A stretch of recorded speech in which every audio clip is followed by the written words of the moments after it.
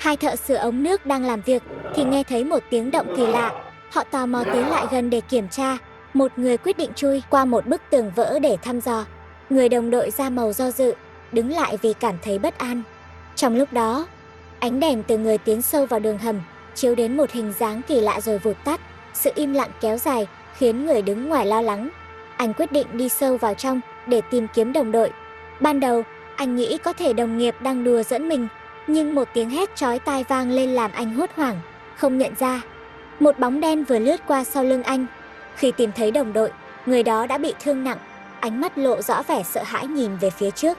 Tiếng hét của một cô gái vang lên ngày càng gần, rồi bất ngờ xuất hiện ngay trước mắt anh. Chuyển cảnh, Kate, một cô gái trẻ, đang chờ chuyến tàu điện ngầm thì ngủ thiếp đi. Khi tỉnh dậy, cô phát hiện nhà ga vắng lặng.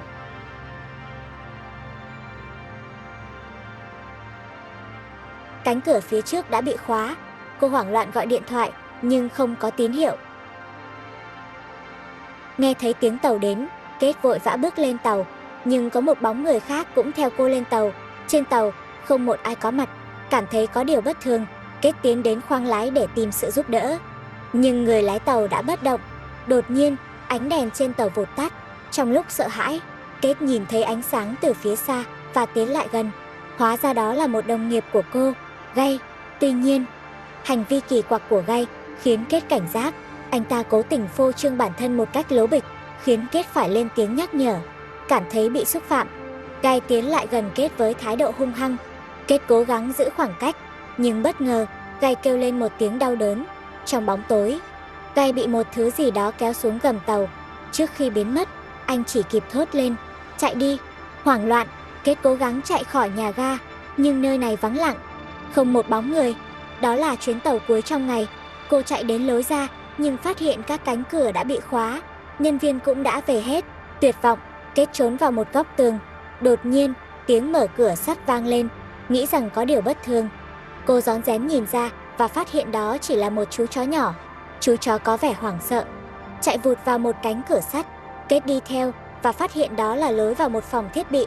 Trong căn phòng tối tăm, cô gặp một cặp đôi vô gia cư, người đàn ông tên Jimmy và bạn gái Mandy. Kate kể lại những gì vừa trải qua và nhờ Jimmy giúp đỡ.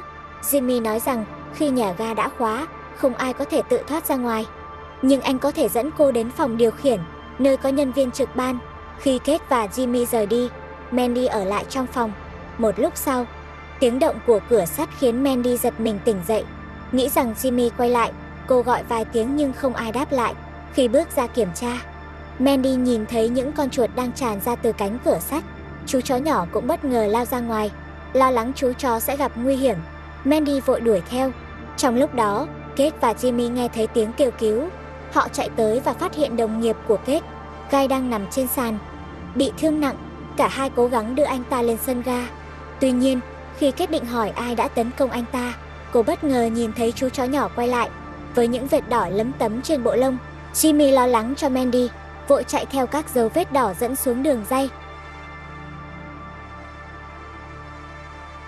Tuy nhiên, những dấu vết này biến mất trong bóng tối của đường hầm. Trong khi đó, đồng nghiệp của Kate rơi vào trạng thái bất tỉnh do mất Sirer quá nhiều.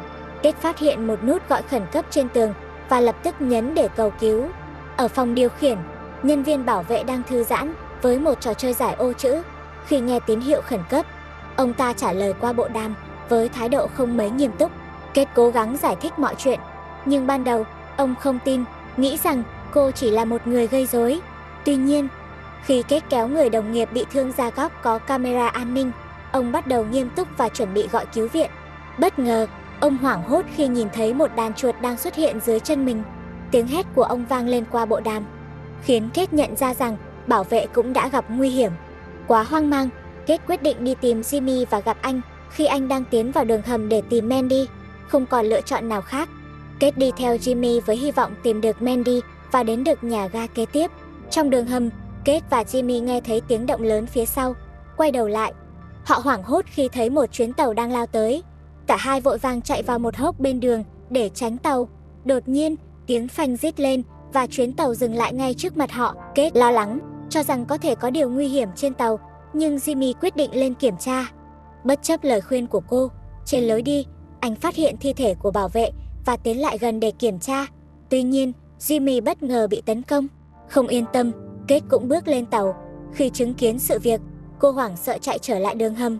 Trong lúc chạy, cô bất cẩn rơi xuống một hố sâu. May mắn thay, cô tìm thấy một chiếc thang dẫn lên trên. Khi trèo lên, Kate phát hiện mình đang ở trong một căn phòng giống như kho lưu trữ, với đầy những hộp tài liệu chất chồng. Kate tìm kiếm lối ra nhưng không thành công.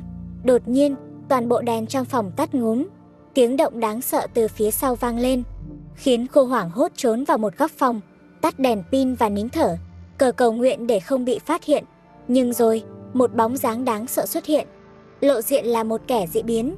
Kẻ dị biến này có thói quen kiểm tra các nạn nhân bị giam trong hầm nước bằng cách chạm vào họ. Những người còn sống sẽ được giữ lại, còn những người không may sẽ bị đưa đến một căn phòng khác. Từ những âm thanh vọng lại, Kate có thể đoán được kẻ dị biến đang xử lý gì đó với những nạn nhân đã bị bắt trước đó. Kate bị nhốt trong buồng nước. Cô gặp một người đàn ông từng bị bắt trước đó. Anh chia sẻ rằng mình đã bị nhốt 2 ngày và không thể tìm được cách thoát.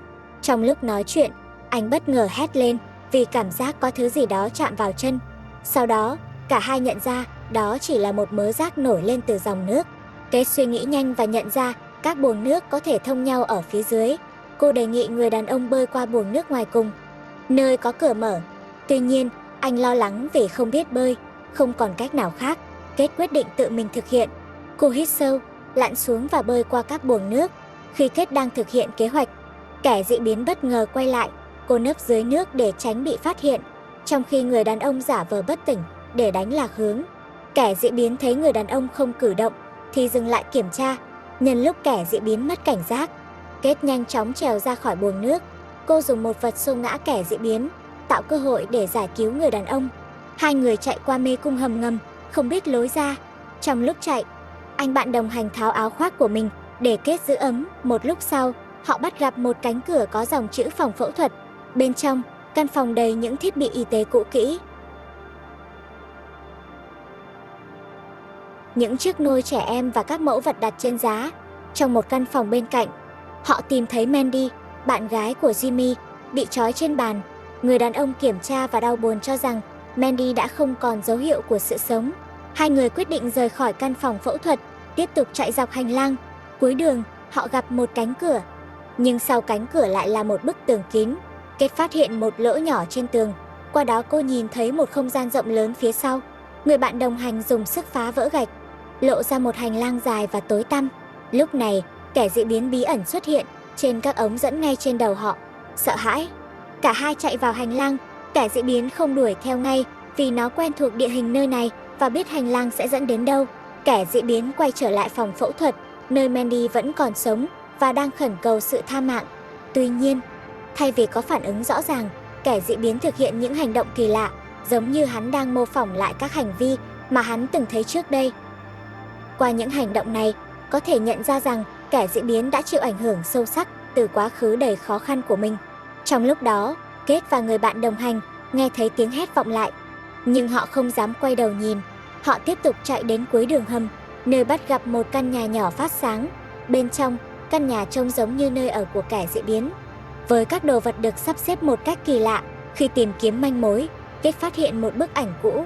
Qua những chi tiết trong bức ảnh, cô dần hiểu rằng kẻ dị biến này là kết quả của một cuộc nghiên cứu thất bại từ trước, được thực hiện bởi một nhà khoa học có phương pháp không phù hợp. Người bạn đồng hành, vì kiệt sức, trở nên kích động và bất cẩn. Kẻ dị biến bất ngờ xuất hiện phía sau. Nhờ phản xạ nhanh, anh đã né được đòn tấn công ban đầu, nhưng sau đó bị kẻ dị biến khống chế. Kate tìm thấy một vật dụng có thể dùng để tự vệ, nhưng khi chuẩn bị giải cứu, kẻ dị biến bắt đầu lặp lại những lời cầu xin mà Mandy đã từng nói, khiến Kate bối rối. Sự do dự này dẫn đến kết cục bi thảm. Người đồng hành của Kate không qua khỏi. Quá sợ hãi, Kate bỏ chạy qua các đường hầm. Cô tìm thấy một khu vực cũ kỹ, trông như hầm trú bom. Đang chạy, cô thấy ánh sáng của một chuyến tàu điện và vội lao về phía đó. Nhưng kẻ dị biến đuổi kịp, hắn tò mò chạm vào miệng cô. Kate nhận thấy trên tay hắn có một chiếc vòng với dòng chữ V. Cô lấy hết can đảm hỏi, anh là Rick đúng không? Lời nói này khiến kẻ dị biến trở nên giận dữ. Hắn đẩy Kate ngã xuống sàn. Khi ngã xuống, Kate nhìn thấy một chiếc móc sắt nằm dưới đất. Cô nhanh chóng cầm lấy để bảo vệ bản thân. Trong lúc đối mặt với kẻ dị biến, cái móc vô tình mắc vào người nó. Lúc này, một đoàn tàu đang tiến lại gần. Kết cố gắng tháo dây thích xuống, tận dụng tình huống để tìm cách thoát thân. Dưới sức mạnh của đoàn tàu, tình thế được giải quyết, chấm dứt sự đe dọa mà kẻ dị biến mang lại. Kết kiệt sức nhưng an toàn, tiếp tục đi dọc đường ray cho đến khi tìm thấy một nhà ga.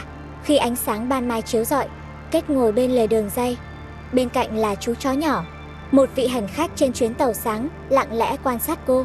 Họ không biết rằng cô đã trải qua những thử thách kinh hoàng. Chỉ đơn giản nghĩ rằng cô là một người đang cần giúp đỡ và để lại một đồng xu trước mặt.